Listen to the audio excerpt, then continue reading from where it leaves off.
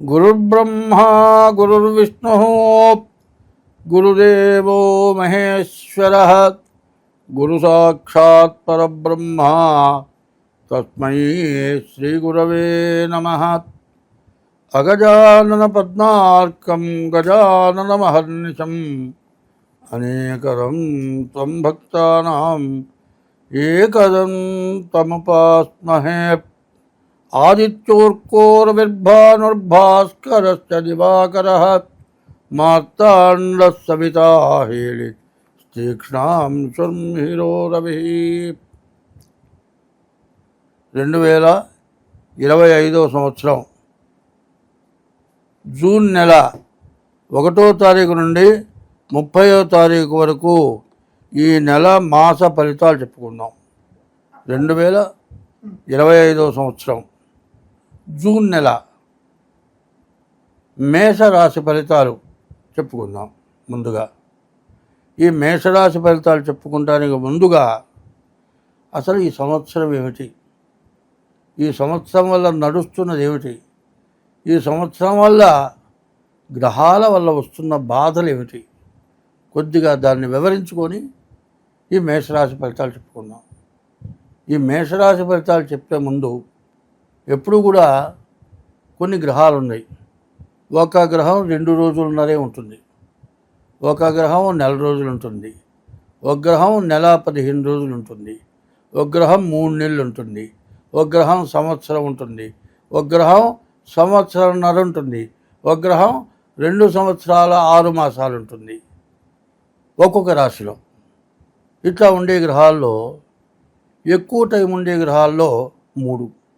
ఒకటి సంవత్సరం ఉండేది గురువు, మరి రాహుకేతువు సంవత్సరంన్నర ఉండే గ్రహాలు రాహుకేతువులు, 2 సంవత్సరాల 6 మాసాలు ఉండేది శని.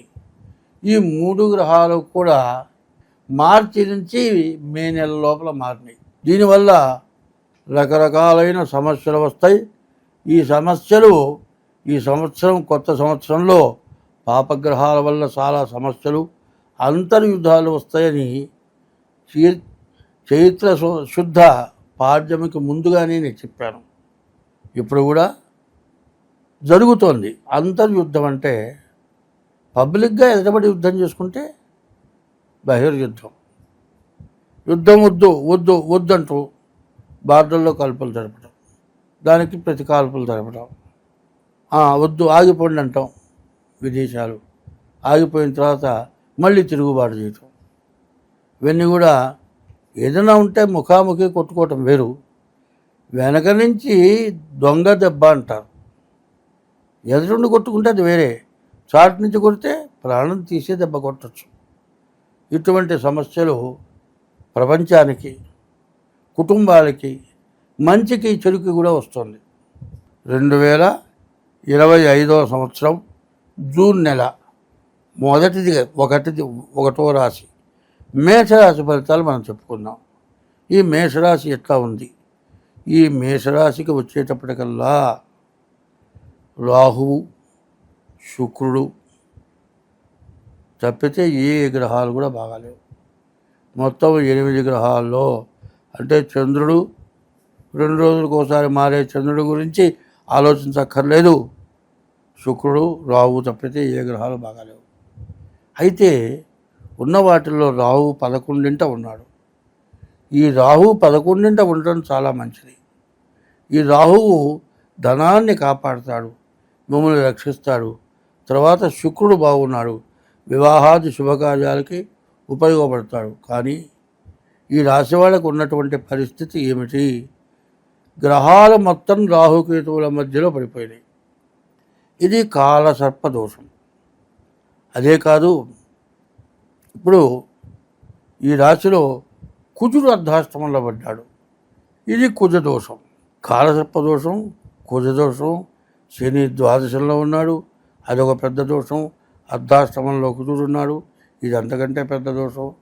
ఈ దోషాలు దాదాపుగా చెప్పాలి అంటే ఈ 12 రాసుల్లోకి కూడా ఈ రాశికి ఉన్నంత కష్టం అనేది ఈ రాశికి లేదు అని చెప్పాలి. అయితే ఈ రాశి ఇట్లా ఉంది కదా, అయ్యో మన గతి ఏమిటని ఆలోచన కావాల్సింది. ఎప్పుడు కూడా మనకు ఎట్లా ఉంటుంది అంటే కష్టం వచ్చినప్పుడు మంచిగా ఎవరినైనా అడిగితే మనం సహాయం చేస్తారు. అట్లాగే భగవంతుడు కూడా మనకు సహాయం చేస్తాడు. కాబట్టి మనం ఏం చేయాలి? శనికి 19,000 జపం చేయించుకొని నల్ల నువ్వులు దానం ఇవ్వాలి. కుజుడికి 7,000 జపం చేయించుకొని కందులు దానం ఇవ్వాలి. వీటన్నిటినీ మించి రాహుకేతువుల మధ్యలో గ్రహాలు పడటం చేత కాలసర్పదోషం. ఈ కాలసర్పదోషం ఒక రకంగా ఉండదు. కాలమే సర్పమై కాటేసిందని అంటారు. సర్పం వేరు, కాలసర్పం వేరు.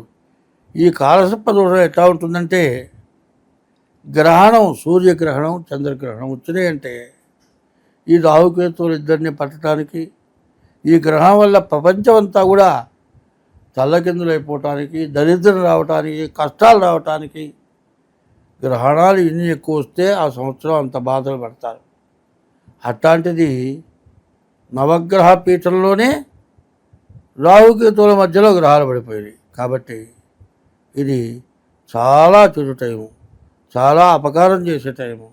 కాబట్టి అందులో మీకున్న గ్రహాల్లో శని, కుజుడు, రాహువు, కేతువు పూర్తిగా మీకు అపకారం చేస్తారు. కాబట్టి కాలసర్ప పూజ అని అంటారు. ఎప్పుడు కూడా ఇప్పుడు చదువుతోంది మీ గోచారము. గోచారం అంటే జన్మ నక్షత్రాన్ని బట్టి వచ్చేది గోచారం, జన్మ లగ్నాన్ని బట్టి వచ్చేది గ్రహచారం.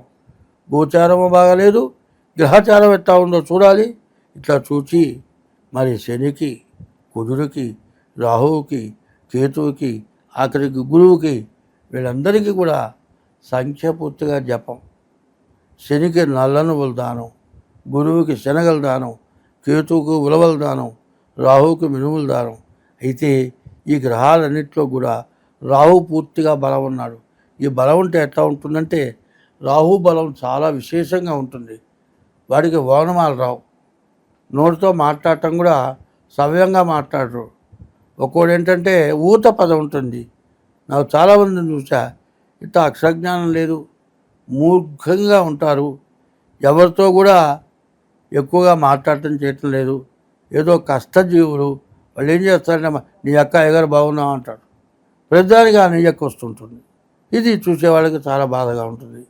అట్లాంటి మూర్ఖులైన వాళ్ళని కూడా ఈ రాహువు ఏకాదశిలో ఉంటే వాడి దగ్గర మూటలు కోట్లు డబ్బులు దాచిపెడతాడు. అటువంటి రాహువు బాగున్నాడు.